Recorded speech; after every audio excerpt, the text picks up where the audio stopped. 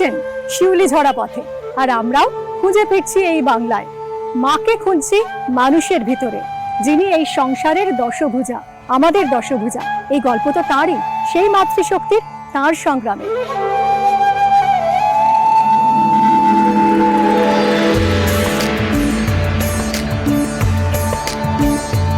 খুঁজতে খুঁজতে কত দূর, আমরা এখন বারুইপুর। হ্যাঁ, দক্ষিণ চব্বিশ পরগনার বারুইপুরে খুঁজে পেয়েছি আমাদের দশভুজাকে, পায়েল ব্যানার্জি।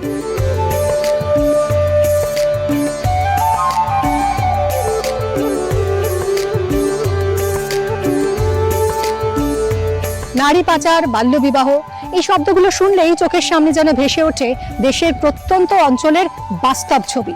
সমাজের এক ব্যাধি, সমাজের এক অভিশাপ। দেখুন, যারা হারিয়ে যাওয়ার তারা তো হারিয়েই যায়, কিন্তু যারা ফিরে আসে সমাজ অনেক ক্ষেত্রেই তাদের একঘরে করে দেয়, অনেক ক্ষেত্রেই কটূক্তিতে ভরিয়ে দেয় তাদের জীবন।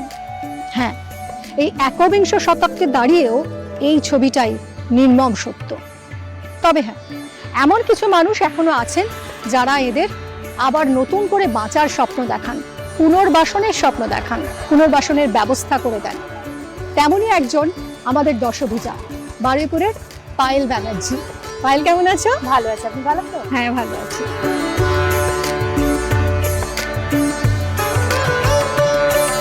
পায়েল, দিব্য চলছিল তোমার পড়াশোনা, তোমার জীবন নিজের ছন্দে বইছিল, হঠাৎ করে এই ভাবনাটা কেন এলো তোমার মাথায় যে এই মেয়েদের পাশে দাঁড়াতে হবে তোমার? 2016 থেকে 2017-র মধ্যে, মানে 1 মাসের মধ্যে আমার দাদু এবং দিদা মারা যান। তো তারপরে ওই 2017 জানুয়ারি মাস থেকে 2017 অক্টোবরের পর্যন্ত আমি কিছু রিয়েলাইজই করতে পারিনি যে কি হারিয়েছি, কারণ প্রচন্ড পরিমাণে গভীর ডিপ্রেশনে হারিয়ে গিয়েছিলাম। যখন আমার মানে ট্রিটমেন্ট হয়ে আমি যখন ফের নিজের জীবনে স্বাচ্ছন্দ্যের আবার আগের মতন ফিরে আসি, তখন যথারীতি প্রায় পুজো এসে গেছে। তখন আমি মিস করতে শুরু করি দাদুকে এবং দিদাকে। তখন মনে হয় আমার এক বন্ধুই অ্যাকচুয়ালি আমাকে মোটিভেট করেছিল যে তোর দিদা দাদুর মতন তো এরকম অনেক দিদা দাদু আছে, তাহলে তারা কি তোর মতন এরকম ভেঙে পড়েছে? তখন শুরু হয় নবমীর ভোজের কথা, যে যাদের কাছে আমি পৌঁছাতে পারছি না, আমার দিদা দাদুর মতন যারা রয়েছেন কিন্তু তাদের কাছে সেভাবে আক্ষরিকভাবে কেউ নেই, তাদের জন্য কেননা কাজ করা যায়। তখনই আমার এই পথ চলা এবং কাজ করা শুরু।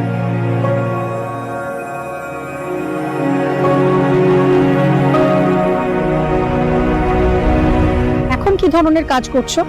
এখন হিউম্যান ট্রাফিকিং, বাল্যবিবাহ রোধ।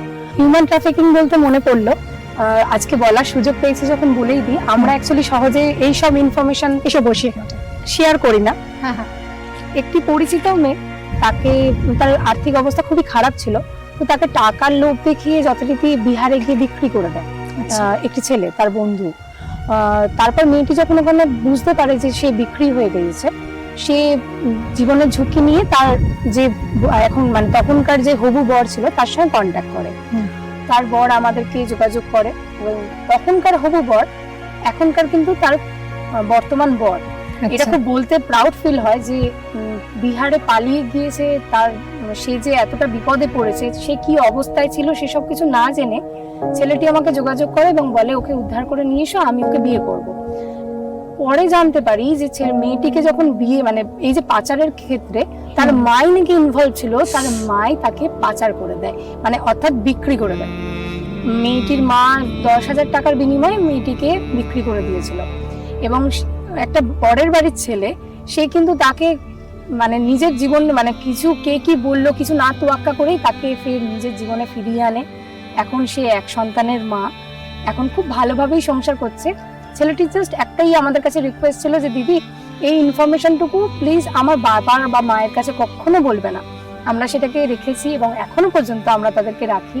এই খুব রিসেন্ট তার ছেলের অন্নপ্রাশন ছিল, আমরা গিয়েছিলাম, খুব ভালোভাবেই সে সংসার করছে। বাল্যবিবাহ রোধ করে আমরা, বা বাল্যবিবাহ থেকে যারা বেরিয়ে এসছে তাদেরকে ফের আমরা পড়াশোনায় ফেরাচ্ছি। এছাড়াও দলছুট বাচ্চাদেরকে পড়াশোনা শেখানো, তাছাড়াও যে সকল মানে মেয়েরা অনেকটা পিছিয়ে গেছে, ইনফ্যাক্ট আমরা শুধু স্কুল জীবন না, আমরা কলেজেও তাদেরকে ভর্তি করছি। আমাদের 3 জন স্টুডেন্ট আছে যারা কলেজে পড়ে। আমাদের কাছে বেশ কিছু বাচ্চা আছে যারা চুরিতে হারিয়ে গিয়েছিল, অর্থাৎ তারা কি বেশ কিছু জিনিস পাচ্ছিল না, এবং পারিবারিকও কিছু মানে উৎসাহ ছিল যে তুমি চুরি করো। ইনফ্যাক্ট আমার অফিসেও এখনো পর্যন্ত চুরি করে। আমরা সবটা জেনেও কিন্তু আমরা চুপচাপ থাকি এবং তাদেরকে একটা জিনিসই করার চেষ্টা করি, যে মোটিভেট করার চেষ্টা করি যে না তুমি ভালো, আমার কাছে তুমি ভালো। মাঝে মাঝে বকাও খায় আমাকে, অনেকে পাড়া প্রতিবেশী অনেকে বলে যে ওকে রেখো না, ও আমাদের অমুক চুরি করেছে তমুক চুরি করেছে, কিন্তু কেন সে চোর হলো এটা আমরা কখনো ভাবি না। আমরা পরিস্থিতি তাকে এরকম বানায়। আর্থিক অবস্থা বা সামাজিক অবস্থায় আমাদেরকে চোর তৈরি করে দেয়, কেউই চায় না চোর হতে। আমরা শুধুমাত্র যে পক্সো, বাল্য বিবাহ এই ধরনের কাজ করি তা না, বিভিন্ন ভাবে সমাজে হারিয়ে গেছে যে সকল বাচ্চারা, তাদের উপরে কাজ করি। মেয়েরা বা নেশায় হারিয়ে গেছে যে সকল ছেলেরা, তাদের উপর কাজ করি। পাইল, এই যে তুমি কাজকর্ম করছো তা তো এখন দিনে দিনে আকারে আরো বাড়ছে, তো এবার তো নিশ্চয়ই তোমার একটা অফিস নিজস্ব দরকার, সেরকম আছে কিছু করেছো? আমার বাড়িরই একটি দোকান ছিল, যেটি আমার বাড়ির লোকের মানে ফ্যামিলি আমাকে গিফট করেছে এই কাজের ইউজ করার জন্য। যদিও সেটা খুব ছোট, কিন্তু তবুও আমার কাজের জন্য ওটাই যথেষ্ট। তো ওই অফিসেই আমরা এখনো পর্যন্ত কাজ করে চলেছি। তো সেই অফিসে একটু যাওয়া যায়? একদম, চলো।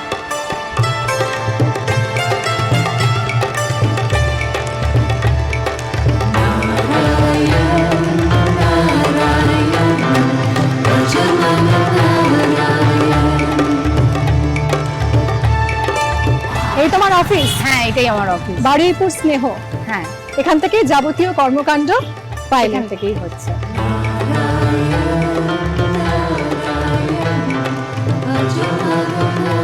এই হলো পাইলের ছোট্ট অফিস। এখানেই নিজে একটা লাইব্রেরি তৈরি করেছে এবং এখানে অনেক কচিকাচারাও বসে আছে দেখছি। পাইলেরা কারা? এরা আমাদের স্টুডেন্ট যারা রোজই আসে পড়াশোনা করতে। ওরা প্রায় হারিয়ে গেছিল সমাজে, জীবনে অনেকটা দূরই হারিয়ে গেছিল, সেখান থেকে আমরা ফের আবার মূল স্রোতে ফিরিয়ে আনার উদ্যোগ নিয়েছি এবং ওরা এখন নিজেদের স্বাচ্ছন্দ্যে ফিরে এসে নিজেদের জীবনে।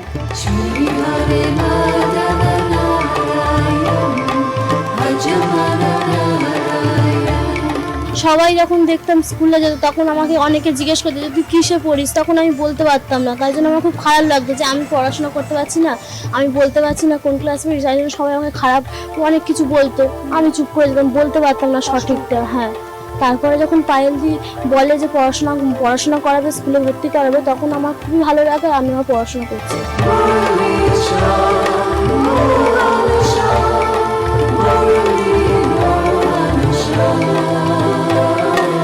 শুধুমাত্র যে পুনর্বাসনের দায়িত্ব নেওয়া তাই নয়, একেবারে সাংস্কৃতিক একটা পরিমণ্ডলে রেখে এদেরকে যাতে তুমি বড় করতে পারো, সেটাই তো তোমরা চেষ্টা করছো। একদম, সঙ্গে জুয়েলারিও তৈরি করানোর আমাদের একটা চলছে, যে আমরা জুয়েলারি তৈরি করি বিভিন্ন জনকে গিফট করা, কারণ কিনে গিফট দেওয়ার থেকে তৈরি করিয়ে তার মধ্যে একটা ভালোবাসা থাকে।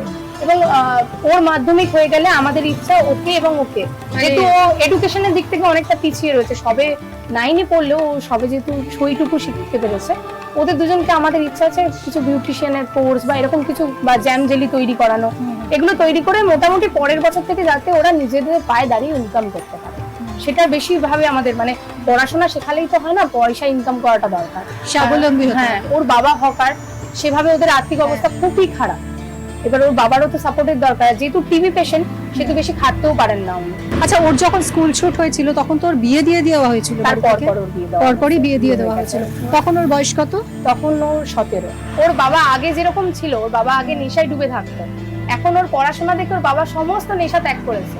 আচ্ছা, আমার জীবনে আমার মনে হয় ওদেরকে আমি ফেরাতে পারিনি, কিন্তু ওর বাবাকে আমি ফেরাতে পেরেছি। এখন ওর বাবা ডেইলি কাজে যায়।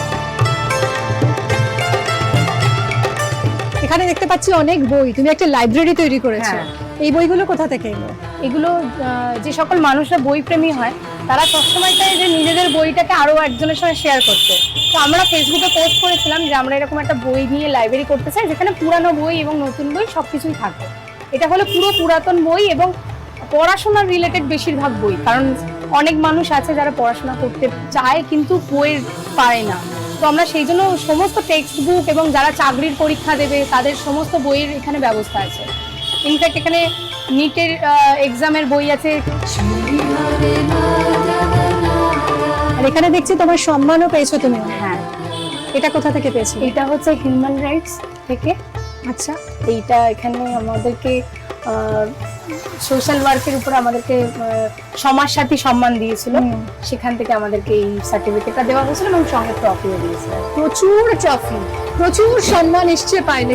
এখনো এখানে সম্পূর্ণটা নেই, আসলে আমি চাইছি আমার সেকশন থেকে সরিয়ে দিয়ে বাচ্চারা যে সম্মানগুলো পাবে সেগুলো এখানে জড়ো হোক। মানে ওদেরকে ওই জন্যই আমরা অ্যাক্টিভিটিসে জড়ো করছি, যে এখানে আমার সম্মান রাখার কোনো দরকার নেই, তোরা এখানে আন করে এখানে রাখার জায়গা এটা ওদেরই।